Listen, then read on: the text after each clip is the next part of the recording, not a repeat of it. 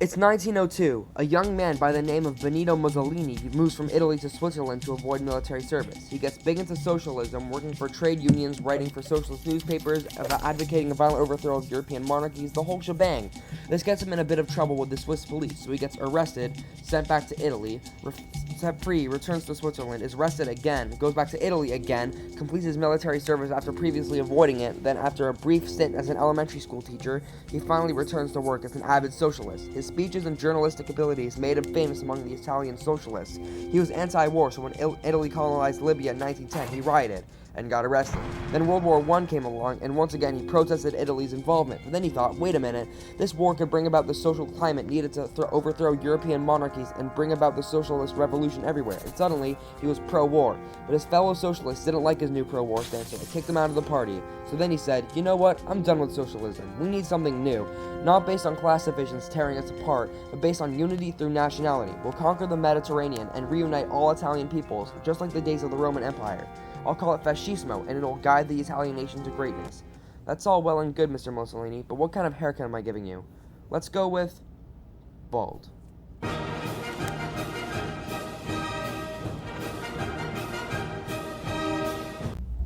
Italy had been on the winner's side in World War I, and they hoped they would get a lot out of it, but in the end, they only got a little, and they felt cheated. On top of that, a bad economy and weak governments meant that Italian people were a little unhappy, so when Mussolini came along and said he could fix everything, his fascist movement gained a lot of support. In 1922, he went to the king and said, make me prime minister or I'll make me prime minister.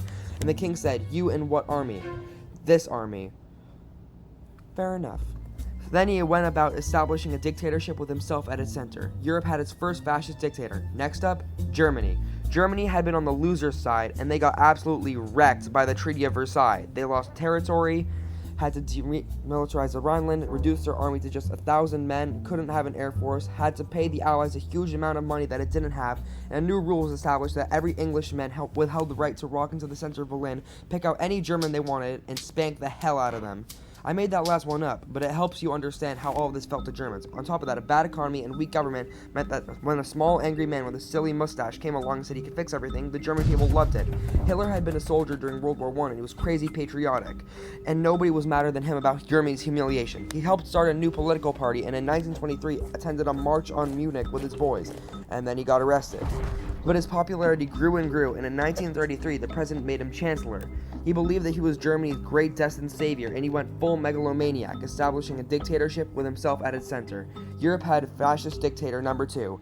Hitler and Mussolini had a lot of the same ideas, but more importantly, they had the same enemies, so they started to get along. Anyone else want to be friends? Franco? No? You good? I do. Who's that? It's Japan, and they've taken over northern China. Let's rewind a bit.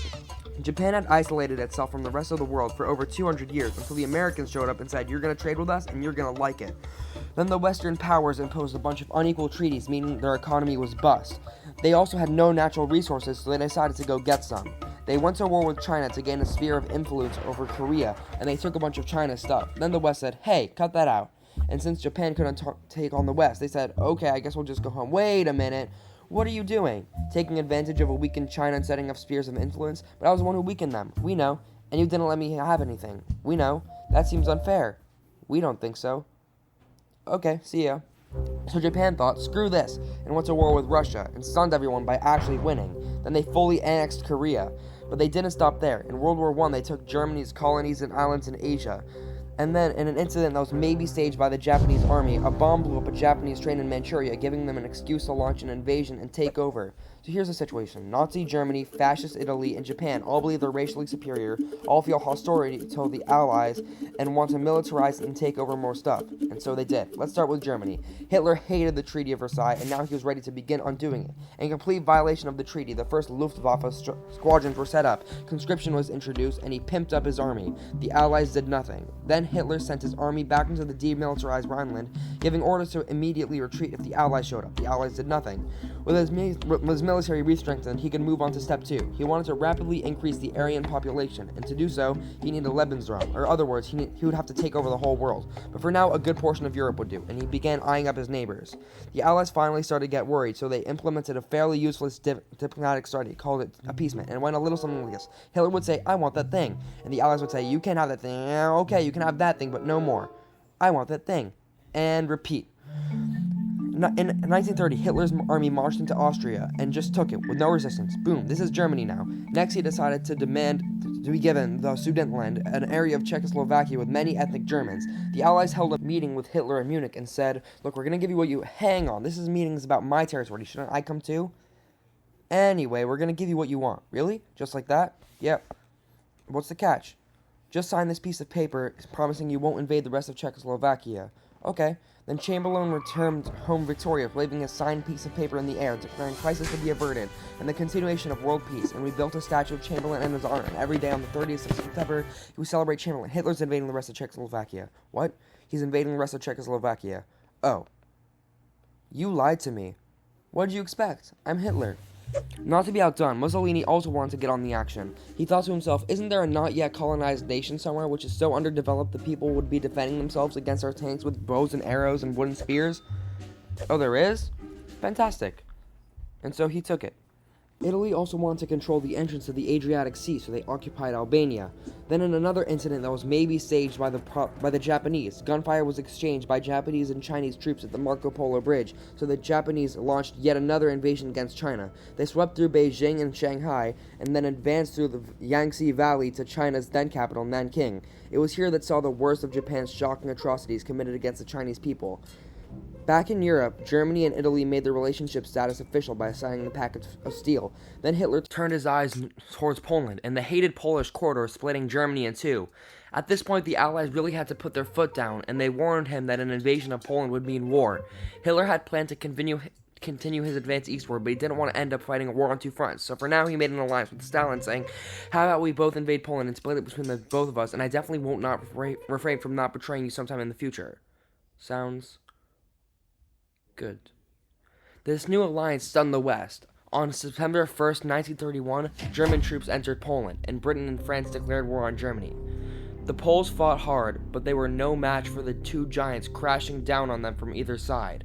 Then came a period known as the Phony War, where basically everyone just sat around not doing much. The French had launched a small invasion into the Saarland, but they maintained mostly defensive positions, and after a while they just decided to turn around and call it a day. Speaking of France, the French were still super proud of their victory in World War I, and they hadn't really moved on from it. They still used horses, dispatched messages using motorbike instead of using the radio, orders from commanders were usually pretty vague, and the troops were rarely inspected. They built a line of defense along the German border, but they didn't bother extending it all the way to the Channel, and they wouldn't launch artillery strikes against Germany out of fear of being retaliated against. In a war, they didn't want to attack the enemy. At first, the UK wasn't much better. Chamberlain still naively hoped that the war could be ended diplomatically. Instead of bombing raids, the RAF dropped propaganda leaflets over German cities, which one air marshal said did nothing but likely provide the continent with toilet paper for the duration of the war. They also had only sent 200,000 men to France, while the French had mobilized millions. Both Britain and France wanted to avoid a repeat of the First World War, so they wanted to keep the war as far from home as possible, to turn their eyes north, towards Norway. Neutral Sweden was exporting iron ore to Germany through neutral Norway, so the Allies asked them if they could please stop exporting iron ore to Germany, but this request was refused. So then the Soviet Union attacked Finland, and the Allies said, how about we go land troops in Norway and move them across Sweden to go help out your good pal Finland, and then along the way maybe take control of all your iron fields. But Norway and Sweden still said no, so the UK mined waters around Norway to force any transport ships into international waters. They also attacked a German tanker they found in the area. Hitler realized what the Allies were up to, and he quickly moved to secure a supply of iron ore. He launched an invasion through Denmark into Norway. The Allies were to land troops at key ports along the coast, but Germany had taken control of Norway's airfields, and their air superiority decided to fight. The Allies had to retreat. After the slightly embarrassing failure, Chamberlain resigned, and he was replaced with Winston Churchill, who had a slightly different approach to dealing with the Germans.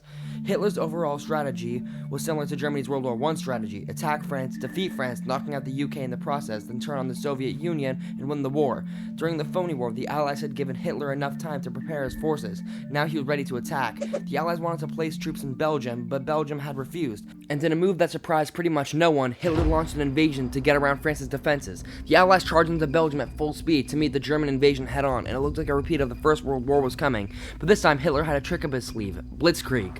As the Germans advanced, they sent thousands of refugees westward, slowing down the Allies. Then to the south, the French had left the Ardennes, an area filled with hills and forests, pretty underfended, it because they thought it was naturally impenetrable. While the Germans were about to penetrate it with everything they had, they smashed 50 Wehrmacht divisions through and encircled the Allied armies at lightning speed. The best of the Allied forces were now trapped. The Germans squeezed in from all sides, taking out France's best armies and nearly wiping out the British too, but they managed to make a desperate escape at Dunkirk, with British civilian ships even making the perilous journey to bring their young men home.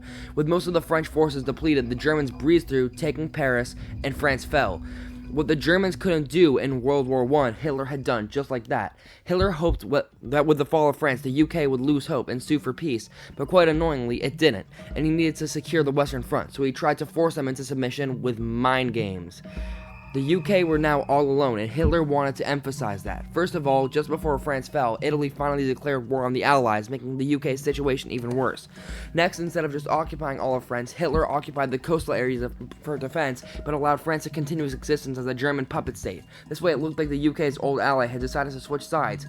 Hitler also hoped that the UK wouldn't attack any of her old allies' navy bases or colonies in Africa, giving Hitler an extra line of defense to the south. But the UK made sure to respond to this by sailing down to France's navy base in Algeria and wrecking a bunch of ships. So have at it. Hitler then began laying down plans for an invasion of Great Britain. Before German troops could land on Britain's soil, he would first need air and naval superiority across the Channel. Waves of German bombers came, while the completely numbered RAF worked bravely around the clock in an attempt to quell the German attack.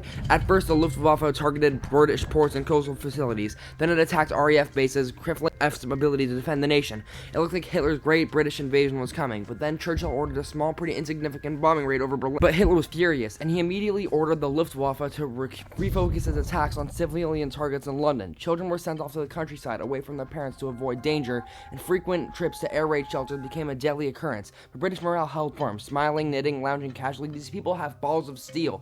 This refocusing on London gave the RAF breathing space to reorganize, so Hitler kind of shot himself in the foot there. Just the foot for now. Finally, the Luftwaffe sent one massive all-out attack on London, and the RAF successfully repelled it, destroying many of the German aircraft, and placing air superiority firmly in British hands. Hitler's invasion had to be postponed, and the bombing of British cities continued for some time.